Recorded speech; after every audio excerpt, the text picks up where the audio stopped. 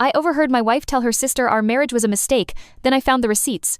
On the 4th of July, my 7-year-old said, Aunt Jenna told Mom she should have married someone else.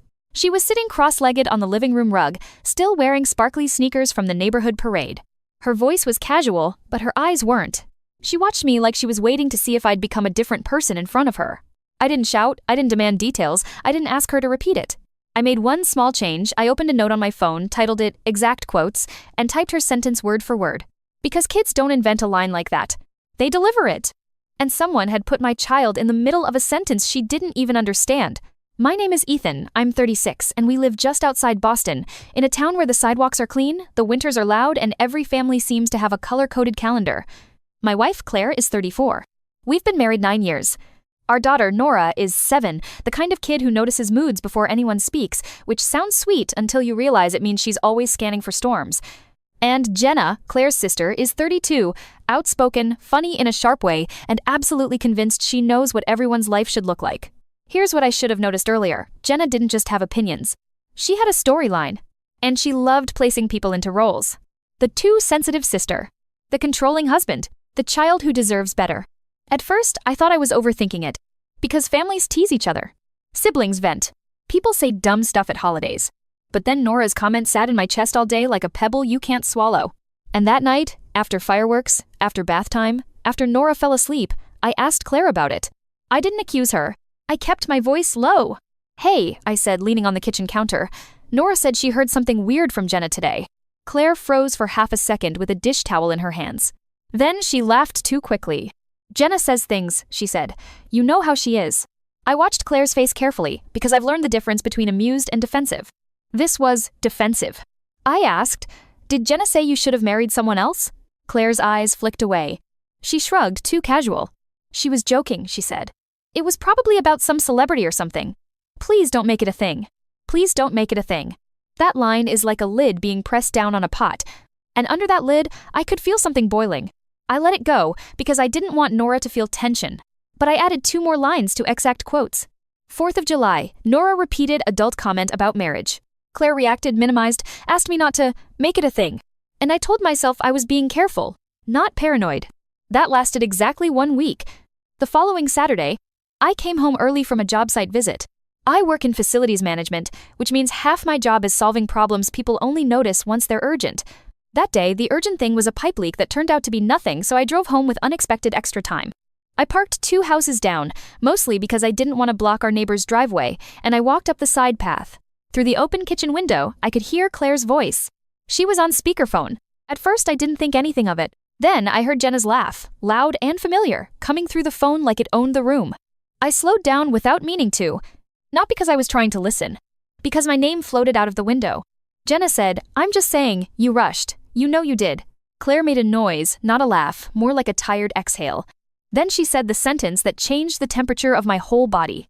She said, sometimes I think marrying Ethan was a mistake. I stopped walking. I didn't step closer. I didn't step away. I just stood there, holding a grocery store receipt in my hand like it was proof I existed. For a second, I wondered if I misheard. Then Jenna said, thank you, finally. I've been trying to get you to admit that for years. And Claire didn't correct her. I didn't burst into the kitchen. I didn't slam the door. I didn't do the thing movies tell you to do. I turned around and walked back down the path like my legs belonged to someone else. I got in my car. And I sat there breathing like I'd run, even though I hadn't moved fast at all. If you were me, would you have stormed in? Because I didn't. Instead, I made another small change. I opened Exact Quotes and typed what I'd heard, as close as I could remember it, with the date and time. Not because I wanted a fight, because I suddenly realized I didn't know what reality we were living in. And I needed something solid. When I finally went inside, I acted normal. Claire was at the counter chopping strawberries like her life was calm. She smiled and said, you're home early. I smiled back, like my stomach wasn't spinning. Yeah, I said, got done sooner. Claire nodded. Still normal. Du normal. And that's the part that scared me most. Because if she could say that sentence, and then cut strawberries like nothing happened, what else had she been practicing? For 3 days after I overheard it, I didn't say anything. Not because I was scared of Claire. Because I was scared of what would happen to Nora if I blew the house up on impulse. I watched. I listened. I kept my face steady. And I learned something I wish I didn't learn. Claire and Jenna didn't just vent. They coordinated. It started small. Claire began stepping outside to take calls when Jenna rang. Not every time, but enough that it stood out once I was paying attention. Then Claire started saying things that sounded like they came from somewhere else. Not her voice. Jenna's voice. One night, I reminded Claire about a parent-teacher meeting on Thursday. Claire didn't look up from her phone. "We'll see," she said. "You're not exactly consistent lately." I blinked. "I've been home every night," I said. Claire shrugged. "It's not about nights, it's about being present." That sentence didn't match the moment. It matched an argument she'd been having in her head without me in it. And that was my first clue. The real conversation wasn't happening in our kitchen. It was happening on someone else's phone. The next clue arrived as a notification. We share a streaming account, and the family profile is tied to my email. At 11:26 p.m., I got an alert. Email subject: new login detected. Location: New York, NY. Device: iPhone. Claire was asleep next to me. I stared at my phone in the dark, thinking, that's Jenna. I didn't confront it. I took a screenshot and sent it to myself. Then I wrote it in exact quotes under a new header. Receipts. Because I could already feel how a confrontation would go.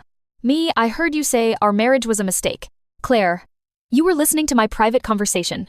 Me, Jenna's logging into our accounts. Claire, you're controlling. I could see the spiral before it happened. So I kept collecting only what was real. The week after, Claire became busy in a new way. Not work busy, phone busy. She'd scroll while Nora talked to her. She'd text while I told a story. She'd look up only long enough to respond with a word that closed the conversation. One night, Nora asked Claire to play a board game. Claire said, "Not right now." Nora asked, "Later?" Claire said, "We'll see." Nora's face fell and she looked at me instead. That look, the quiet transfer of hope from one parent to the other, did something to my chest. And I knew, whatever was happening between Claire and me, Nora was already feeling it. Then the next receipt landed in my lap by accident. Claire left her laptop open on the dining room table while she went upstairs. It wasn't some dramatic snooping moment. It was just there. The screen showed an email draft, not sent yet, addressed to a therapist's office. Subject line: couples counseling inquiry. The body said, "I'm trying to decide if reconciliation makes sense or if we're past it." I read that sentence twice. Not because I wanted to. Because it was glowing on the screen like a road sign. Then I saw the last line. I need sessions that won't be biased toward my husband. That word, biased, made me sit down. Because it meant she'd already assigned the villain. And I was it. I stepped away. I didn't touch the laptop. I didn't forward it. I didn't take a photo. Instead, I did the only thing I could do that I'd still respect later. I walked upstairs, found Claire folding laundry and said, "I saw the email draft. I didn't read everything, but I saw enough." Claire's hands stopped moving. Her face went blank for a second. Then she said, "So you're spying now." There it was. The script. I kept my voice calm. "I wasn't spying," I said. "It was open on the table. Claire, are you unhappy?" Claire stared at a towel like it had answers. Then she said, "I'm tired." "Of me?" I asked. She didn't answer right away. And in that pause, I heard the sentence from the kitchen window again. "Sometimes I think marrying Ethan was a mistake." Finally, Claire said, "I don't know what I feel." That was honest. But it wasn't the whole truth. Because the whole truth was, she knew what she'd told Jenna. She just didn't know if she wanted to say it to me. I said, "We need to talk without Nora around. Tonight." Claire nodded once, stiff. "Fine," she said, "but I'm not doing a fight." I didn't say this out loud, but I thought it. Neither am I. I'm doing clarity. That evening, after Nora went to bed, we sat at the kitchen table. No TV, no phones. Claire kept her hands folded like she was holding herself in place. I started with one sentence, calm and specific. "I heard you tell Jenna our marriage was a mistake." Claire's face tightened. For a moment, I thought she'd deny it. Then she said, "You weren't supposed to hear that." I nodded. "I know." Claire's eyes got glossy, but her voice stayed firm. "Jenna asked," she said. I answered. I asked, "Do you believe it?" Claire swallowed, and her answer was quiet. "Sometimes," she said. That word, sometimes, didn't hurt less than always. It just hurt differently. Because sometimes means it comes and goes. And I didn't know what version of me she was married to on any given day. Then Claire said something that made the whole situation shift. She said, "Jenna thinks you don't respect me." I blinked. "Jenna thinks?" Claire nodded quickly. "She sees things." That was my cliff edge. Because I suddenly realized I wasn't only in a marriage conversation.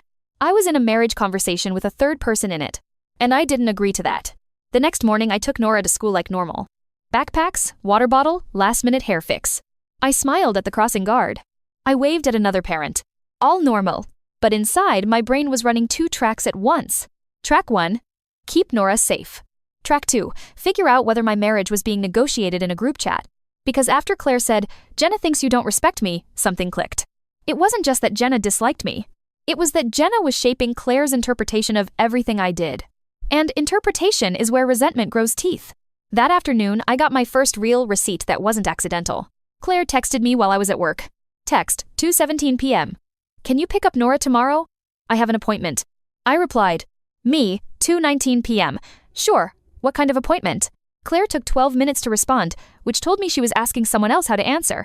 Claire, 2:31 p.m. Just personal, please don't interrogate. Interrogate. That word didn't belong in our normal marriage. It belonged in a story where I was already the problem. So I checked our shared calendar. We use a family calendar because otherwise we'd forget our own names. A new event had been added for Thursday at 4 p.m. Title, meeting. No location. No notes. Just meeting. I felt my stomach turn. Not because couples can't have private appointments, because secrecy in a tense marriage is like leaving raw meat on the counter. It attracts the worst assumptions. I didn't confront it yet. Instead, I made a rule for myself. No accusations without clarity. So I did something I'm not proud of, but I'm also not going to pretend I'm a saint. I checked the phone bill. Not content. Just call logs. And there it was. Multiple calls to Jenna the night before our kitchen table talk. A call 10 minutes after our talk ended. Then another the next morning. It wasn't proof of wrongdoing. It was proof of influence. And influence was the actual threat. That night, Claire came home from work and said she needed air, then stepped onto the back porch with her phone. I stayed inside, washing dishes, letting her have space. Then I heard Nora's bedroom door open. Little footsteps. Nora appeared in the hallway, rubbing her eyes. "Is Mom mad?" she whispered. I dried my hands. "No," I said softly. "Mom's just thinking." Nora nodded like she understood, which kids never really do, but they pretend to, because pretending feels safer. Then she asked, "Are you leaving?" That question hit me so hard I forgot how to breathe for a second. I knelt down. "No," I said steady, "I'm right here." And that's when I decided something.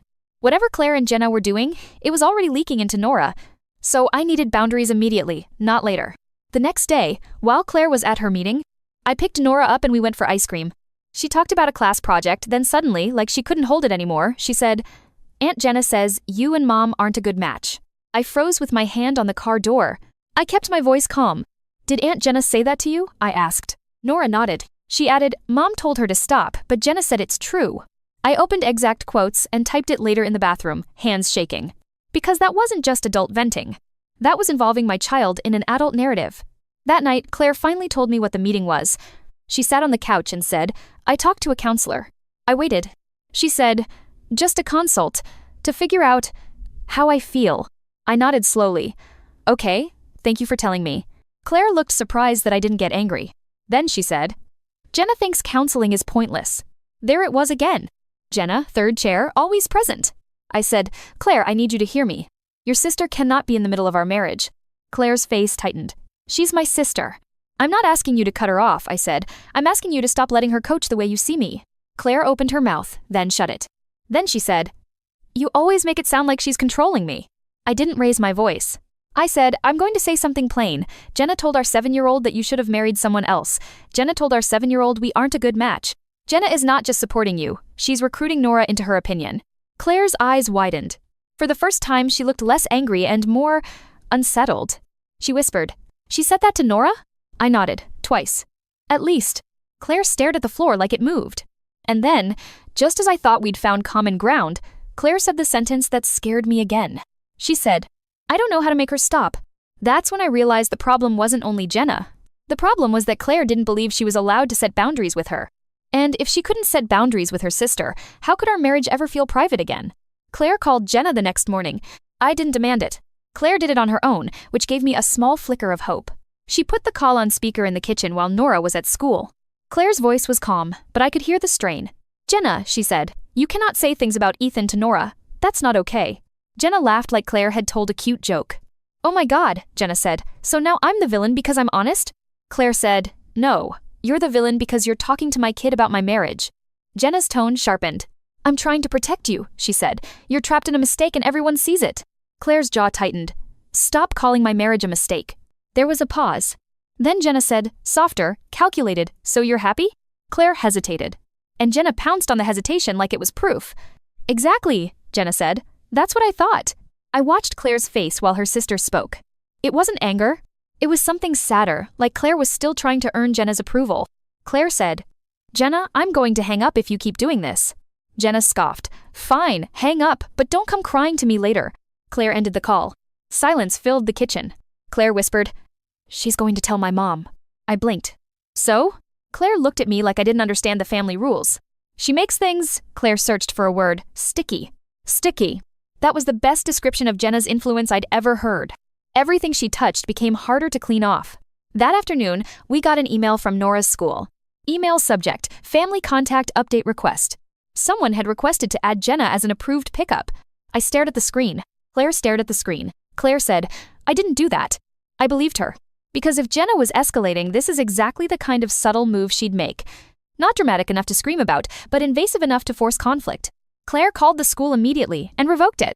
Then Claire opened the co-parenting style app we used for school communication and wrote a message asking who submitted the request. The school replied with a timestamp and an IP location. It didn't name Jenna, but it named New York, NY.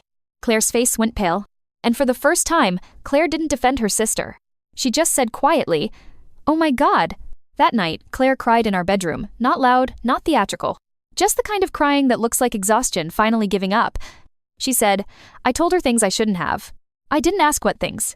I said, "I know." Claire looked at me with red eyes and said, "When I said our marriage was a mistake, I didn't mean you." I stayed quiet. Claire swallowed. "I meant the version of my life I thought I'd have." That sentence was the real confession. Not that she hated me, that she mourned something. Claire said, "When we moved here for your job, I told myself it was temporary. Then it became our life, and I started resenting you for it, even though you didn't force me."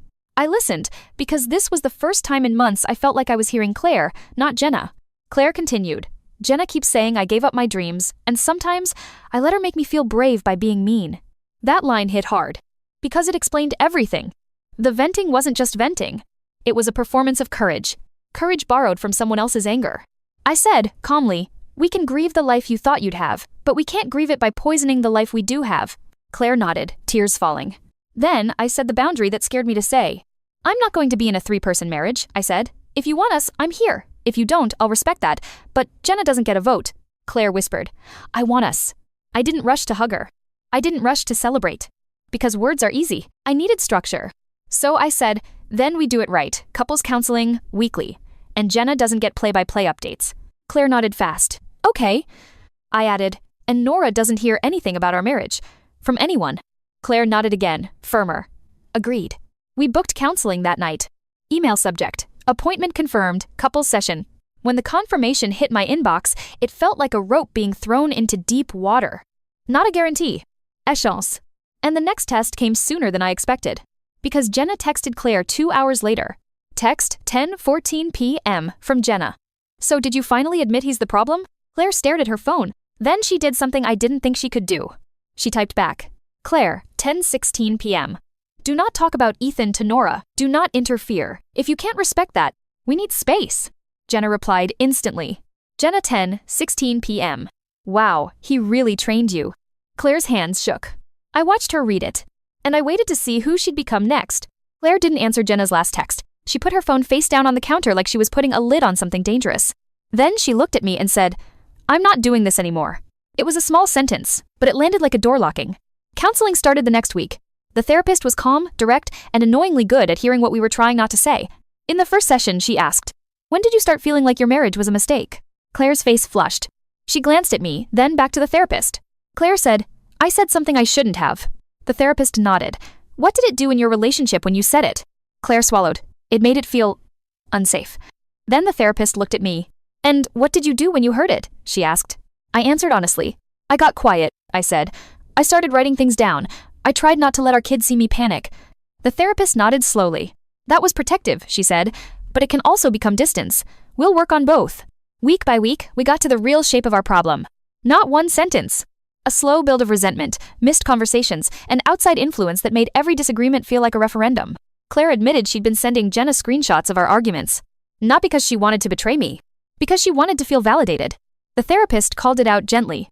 "You outsourced your emotional safety," she told Claire, "and you outsourced it to someone who benefits from you being unhappy." That line made Claire cry. Because it was true. Jenna wasn't just a sister. She was an audience that rewarded dissatisfaction. And in a weird way, Jenna's approval had become more addictive than our peace. About a month into counseling, we had our hardest night. Nora was asleep. Claire sat at the table and said, "I need to tell you everything." I nodded. Claire opened her phone and showed me a thread with Jenna. Not to hurt me. To stop hiding. I saw messages from Jenna praising Claire every time Claire complained about me. I saw Jenna calling me a safe, boring choice. I saw Jenna saying, "You're too good for suburban dad life." And I saw the most painful part. Jenna, if you ever decide to leave, I can help you plan it, quietly. Claire's reply from months earlier. Claire, sometimes I think I should have never married him. It wasn't just spoken. It was typed. A receipt. My throat tightened. Claire whispered, "I hate that I wrote that." I didn't yell. I didn't slam the table. I just asked one question, calm and hard. "Were you planning to leave?" I said. Claire shook her head fast. "No," she said. I was fantasizing about escape. It felt good to say it to her. It felt like power. Power. That word mattered. Because now we weren't talking about love or hate. We were talking about agency. Claire said, "I felt like the life I chose swallowed me. And Jenna made me feel like I could still be someone else." I nodded slowly. Then I said, "You can still be someone else, but you can't become her version of you by burning our home down." Claire covered her face and cried. And I realized, this was the actual turning point. Not the overheard sentence. The moment she stopped defending the influence and started owning the damage. The next day, Claire sent Jenna one message. Short. Clear. Claire, 9:08 a.m. I'm taking space. Do not contact Nora directly. Do not contact her school. If you can't respect that, I'll block you. Jenna responded with a long paragraph. Claire didn't read it. She blocked the number. Watching her do that felt like watching someone cut a string they didn't realize was tied around their ankle. The months after weren't magically easy. But the house got quieter in a good way. Claire started applying for jobs that felt like her, not just the nearest option. I adjusted my schedule so I was home earlier 2 nights a week. We put a rule on the fridge. Written in marker. Adults handle adult problems, kids handle kid problems. And when Nora asked, one day, "Are you and Mom okay?" Claire sat beside her and said, "Yes. We're working on being better at listening. No blame. No scary details. Just stability." Final update. It's been a year since the day I overheard that sentence through an open window. Claire and I are still married. Not because we pretended it didn't happen. Because we treated it like what it was. A warning light. We rebuilt privacy. We rebuilt boundaries. And we rebuilt respect, not the performative kind, the quiet kind that shows up in small daily choices. I still keep the note on my phone. I don't add to it anymore. But I keep it, as a reminder. In a family, the most dangerous words aren't always the loud ones. Sometimes it's the casual sentence you think nobody heard. If you're listening and you've ever been tempted to react to one painful sentence, I get it. But the real turning point for me was learning the difference between panic and clarity. Clarity protects kids. Clarity sets boundaries. And clarity gives your relationship one honest chance. Before resentment becomes the loudest voice in the house.